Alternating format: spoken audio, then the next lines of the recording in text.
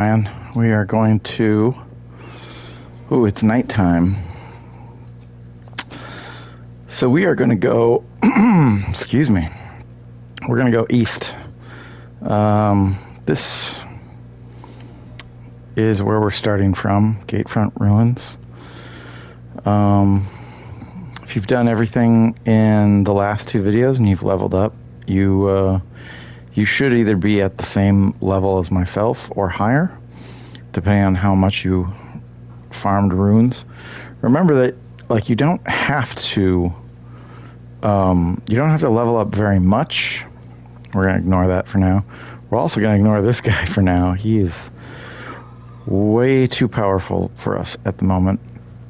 I did a little test run before I played today, and yeah, I couldn't even get that guy down to half health. So I'm like, okay, clearly I need to upgrade my weapons before I take him on. We're just zooming past all these guys for now, because we're going straight to a site of grace that I want you to go to.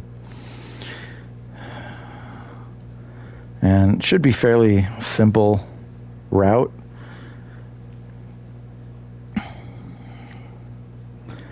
And as long as you're on Torrent, you won't get stuck in any fights. You shouldn't get killed.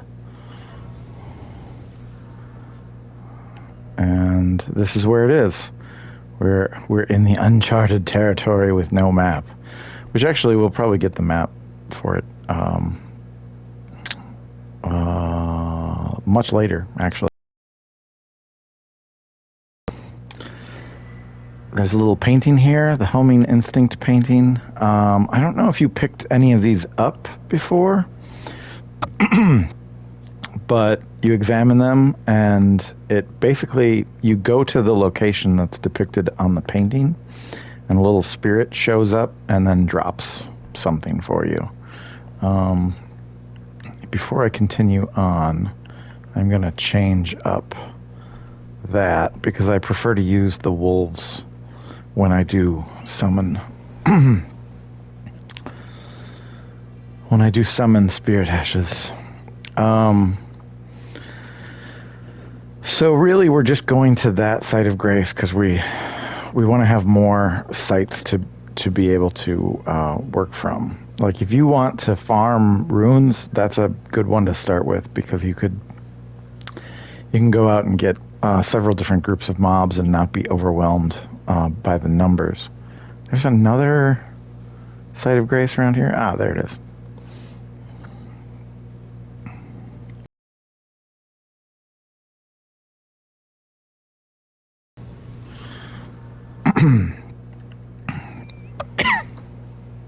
Excuse me. Hey, a message was appraised. That's nice. That's we've only left the one message, I think, in what's the name of the catacombs? Stormfoot Catacombs. So I don't know if I mentioned it before, but you want to leave messages, just because those, when somebody appraises it, you get a little health boost. And I have been saved on more than one occasion from a random message just getting appraised. So we're going to talk to him really quick. He asks us to go liberate his fort because it's been besieged.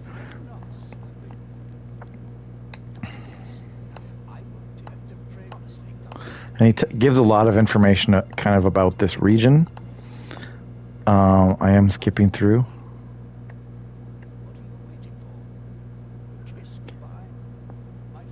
I love that line. What are you waiting for? A kiss goodbye?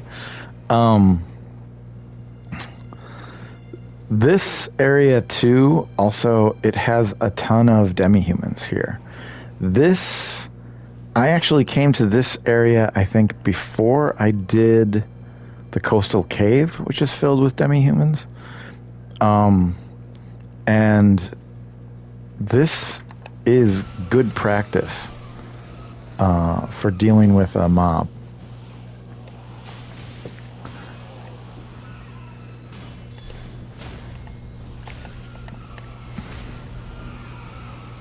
I'm still using the club. I want to change that. I'm not going to change that in the middle of a fight. Oh.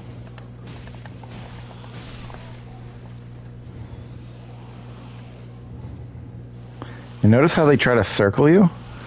They try to flank you? They actually do operate very, very intelligently. Oh, I could have summoned my wolves, but...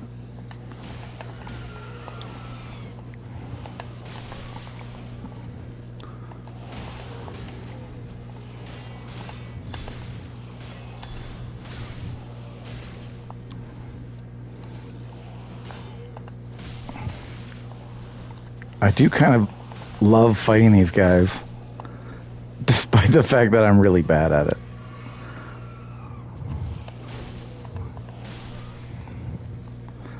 I'm not exactly sure why it refilled my flask. I didn't kill the whole group. Usually it only does that when you kill the whole group. So that's a new item, magic grease. You're going to run into greases along the way. You can also make them, depending on if you've picked up the right cookbooks.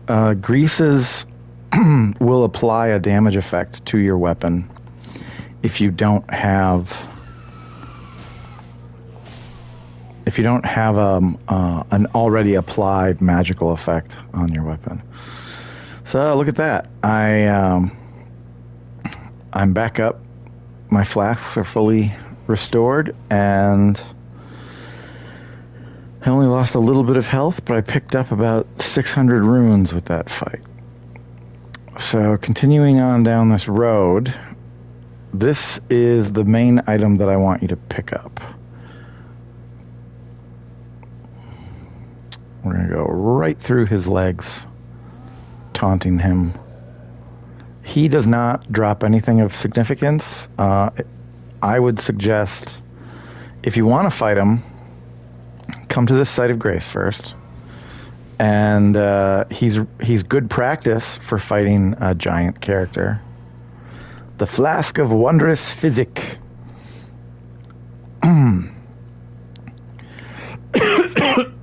Excuse me, I got a frog in my throat this morning. I don't know why. And the Sacred Tear. So this is Third Church of America. This is another place where Melina will talk to you. Any of the churches, I think, she will show up in and say something. The Churches of America, that is. And she kind of remembers events that happen. That's, like I said before, I'm skipping the dialogue. You can do this on your own. You can follow the story on your own. I'm just showing you, like, things that you should do to finish the game. So that Sacred Tear increases the amount of health and focus that we can replenish from our flasks. Flask of Crimson Tears and Flask of Cerulean Tears. And now we have the Flask of Wondrous Physic, which you can also modify. There we go. And right now, it will just restore half of total hit points. So it's another health item. Here's another thing that I do. I usually change my my quick bar here. Oh, what am I doing? There. Usually change my quick bar here so the very first item is the flask. So now, if I hold down on my control pad, on the D-pad, it goes to the Flask of Wondrous Physic, because that's the first item in my quick bar. As I was saying before, we got distracted with the flask and Melina. You can practice fighting giants with this guy, and I highly recommend it if you're having troubles with giant characters. You'll notice that I'm doing strong, heavy attack with my weapon.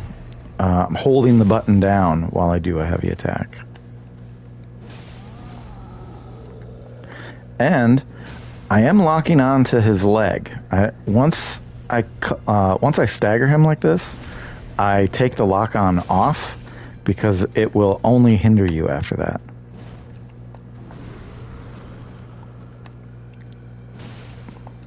Oh, now he's taking out his sword. Oh.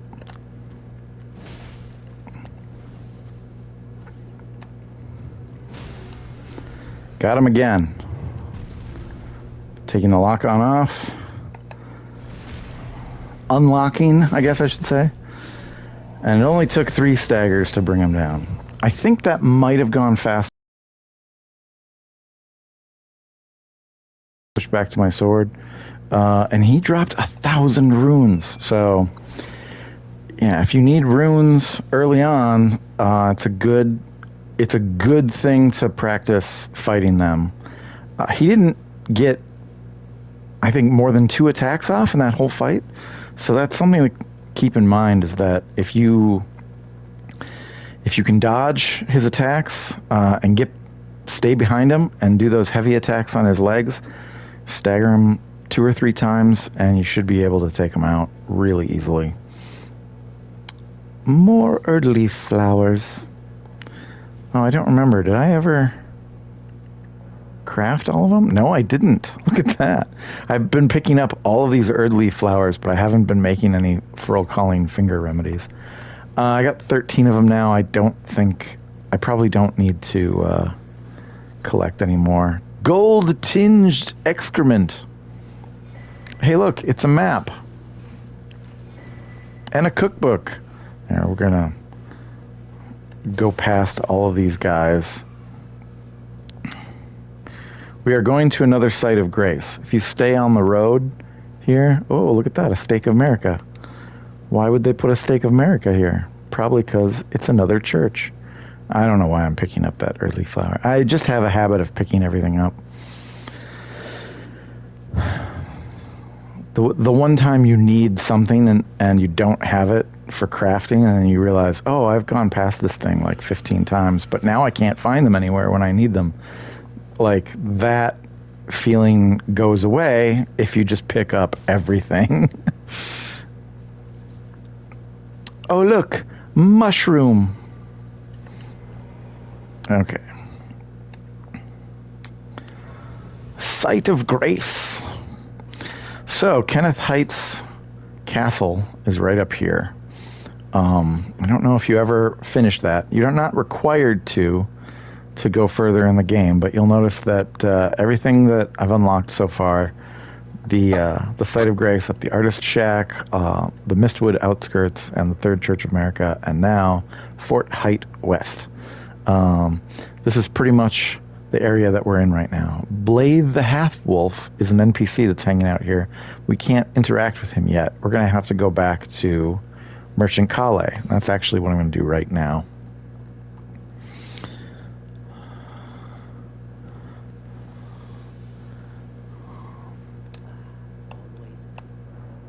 About the Howling in Mistwood.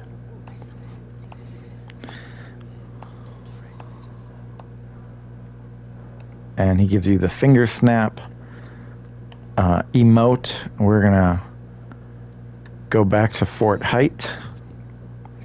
Kenneth Height, also, it's spelled differently in this game, but there's a game designer named Kenneth Height, and I am convinced that that is like a reference or a shout out to him, even though it's spelled differently.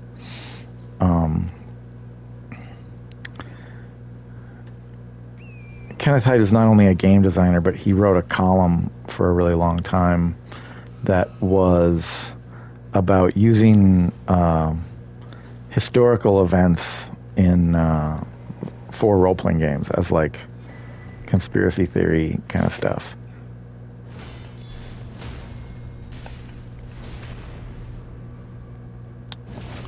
So we have a group of guys here. You'll notice that I picked up that golden seed before I even engaged with any of these guys.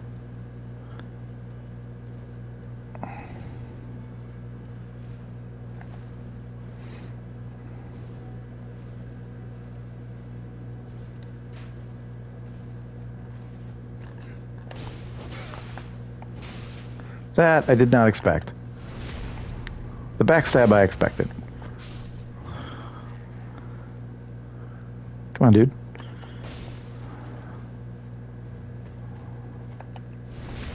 Pretty easy to get a backstab on these guys, as long as you're circling towards their spear arm rather than their shield arm. This guy actually is not that difficult. Of course, I say that and he'll probably kill me. I did not want to do that.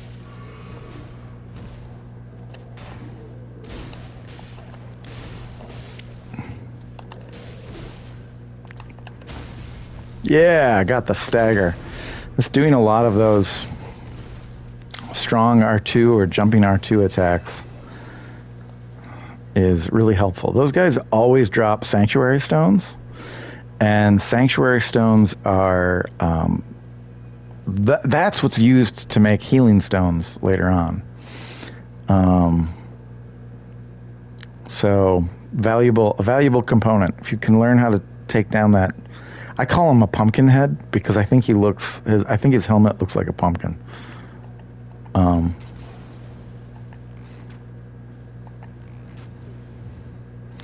So we got a couple of guys in here to fight. Oh, rats. We have a couple of rats in here to fight.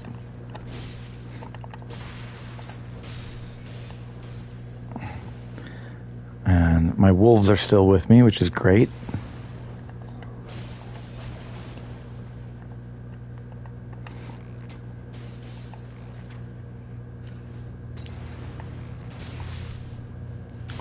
Ah! Didn't even realize that was a rat. I thought it was one of my wolves following me up the stairs.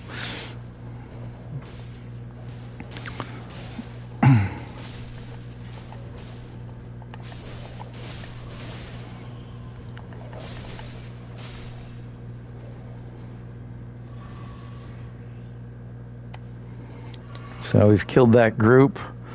There is kind of a mini boss at the top of this castle. I know I've picked up a couple of these cookbooks and I haven't looked at them. This one makes fetid pots. I think that was the one we picked up earlier. The one I just picked up makes blood grease, blood bone arrows. These are all bleed damage items. I think there's something down here. Oh, I'm wrong. There's just more blood roses. Blood roses are basically the component that you need to make bleed gear.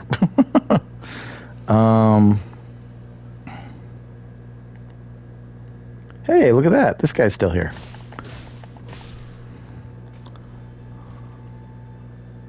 I think everybody around here is dead. If you look at my rune total, it's 2,700. Okay, so yep, he's facing me, so I can't really get away from him here. Oh boy, did not time that correctly.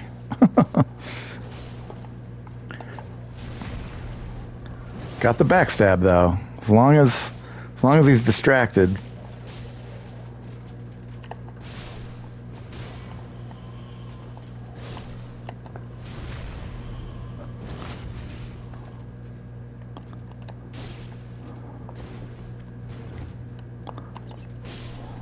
Got him. Bloody Slash. Now, the Bloody Slash actually is a Ash of War that I highly recommend. It will drain a little bit of your health to use it, but it does bleed damage, and it does it in an arc, so sometimes you can catch 2 to 3 enemies with it, but generally it's pretty useful if you're fighting against someone who is vulnerable to bleed damage, and you're using that because your weapon also will do bleed damage just by default. So the next Dectus Medallion. The next time we go to a Site of Grace, which is right now, I'm going to apply it to my sword. A flask. Oh, that's right. I picked up a golden siege to my flask. I want to make sure it goes to health and not focus. And now we're going to go down to Ash of War. We're going to add Bloody Slash. You'll notice that when you select it, it says standard or blood. I selected the blood affinity. At the very bottom of the sword stats, passive effects, it causes blood loss buildup, 57. I don't know if that's 57 points, or I don't really know what that means. I don't know what anything means. So if I did it with standard, the passive effect is not there. You'll notice that it scales with strength and dexterity, but the Bloody Slash power skill is still attached to the sword. Physical damage is 110. You can kind of play around with these things too. You'll notice that if I switch to a blood affinity, it actually is going to lower the physical damage. That's fine. That is a trade-off that I'm willing to take, where I do a little bit less damage, but I have a weapon that does bleed by default. That way I don't need to use consumables like blood grease in order to add bleed damage to it. I think for pure efficiency, like if you want to take down a boss quickly, it's better to have a weapon with a standard enchantment or quality enchantment, because it will allow you to put blood grease, say, or any other of the greases onto your weapon. When the weapon is enchanted with blood, can I look at it? I got to look at it through here. When the weapon is kind of has that passive effect added to it, you can't apply a grease to it. So we've recaptured the fort, and we're telling Kenneth Haight, and he gives us an Earthsteel dagger.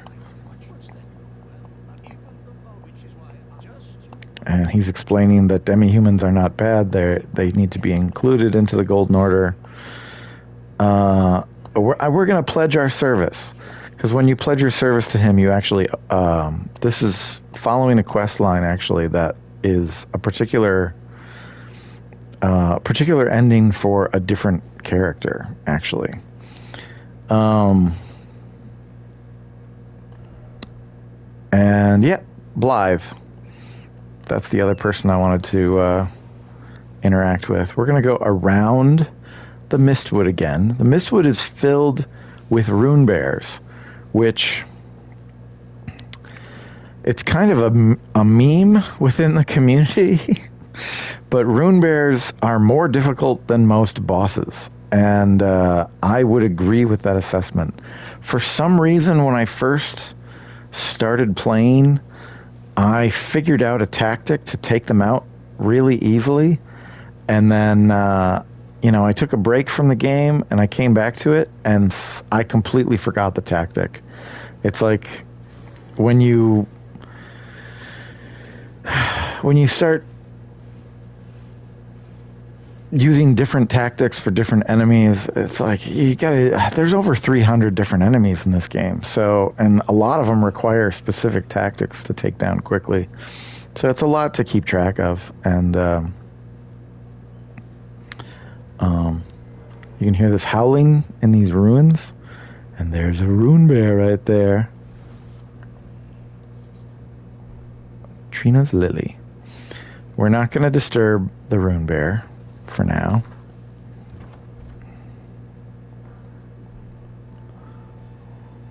Free smithing stone. We are going to walk around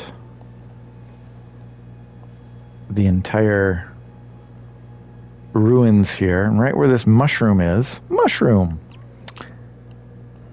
we are going to do the finger snap. Here we go.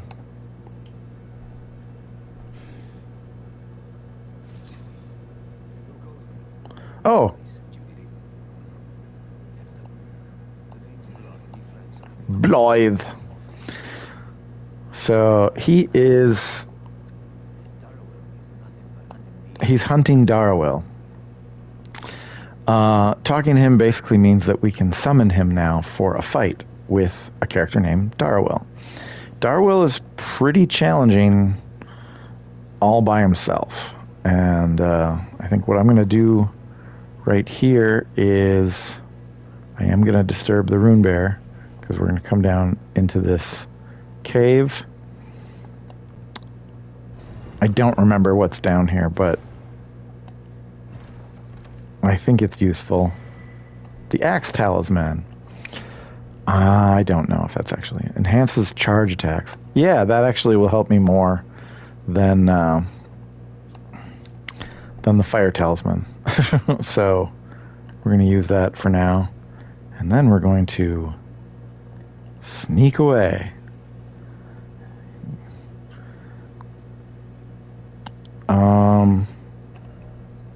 Okay, so Darrowell is in a prison right here. So we're going to be skipping a lot of content in southern Limgrave here just to get to that prison. It's called a jail, and it's spelled in the Old English way. So you look at it and you go, Gull? But no, it's a jail.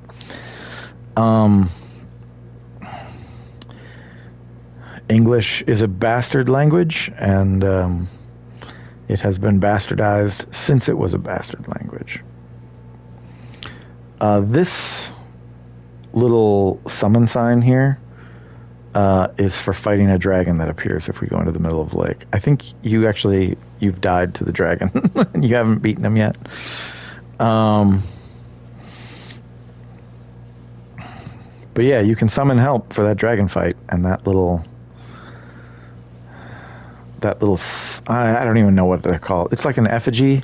It's America effigy or something. I don't know. It's got a name. I don't really. I missed him. I wanted to hit the back of his horse's ass. Okay, so there's a little site of grace right here.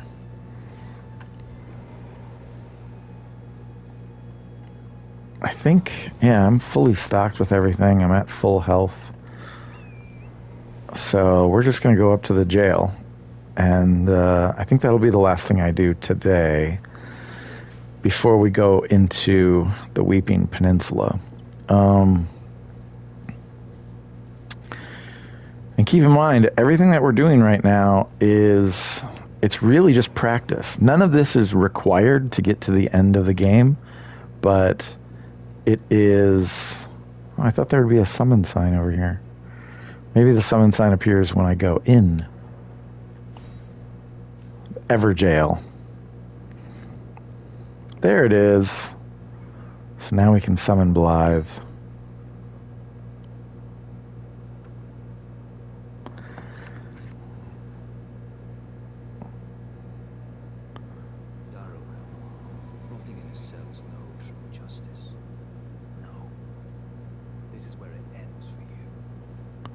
Now if we approach this Bloodhound Knight Darrowell.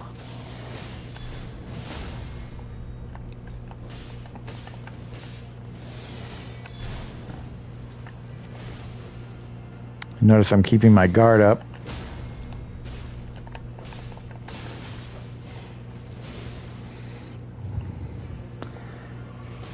Because if he hits me, I want to be able to do a guard counter.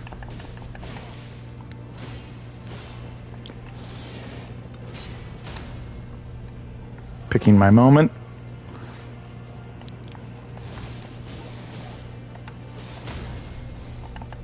Yeah. Finally got a critical off. I don't think I would have been able to defeat that guy without Blythe's help. Not at this level, anyway.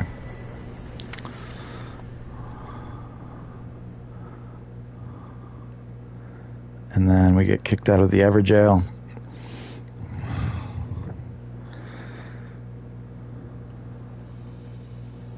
And is he here? Oh, he is here. I was right.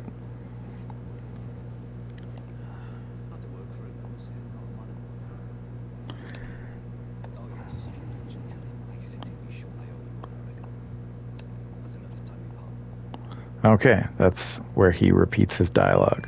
That's enough chit-chat. So you do want to have a lot of practice fighting different enemies and getting used to the fact that you might need to summon help. I know there's like a particular dialogue online where like you gotta fight bosses without spirit summons. You can't summon other people for help. That's just bullshit. Like, the game gives you the tools of being able to summon spirits and summon other players because it wants you to do that. That is a strategically sound way of defeating an enemy. Oh yeah, I've done the Everjail, so I mark it with a skull. Just so I don't go back to it and like, oh, I thought I had to fight a guy here.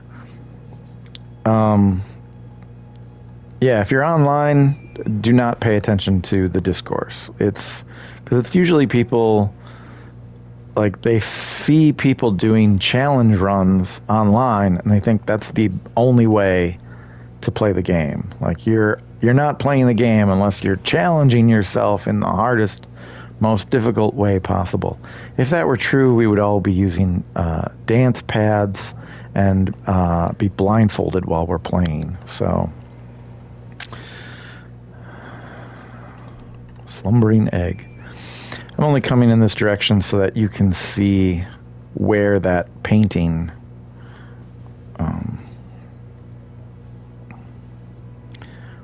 what that painting that we picked up at the very beginning of this video reveals, or gives you, I should say. So as you get closer to it, the spirit appears. He will not appear if you haven't activated that painting. You can't interact with him, but when you get close to him, he drops an incantation scarab, which I don't think I have ever used one of these.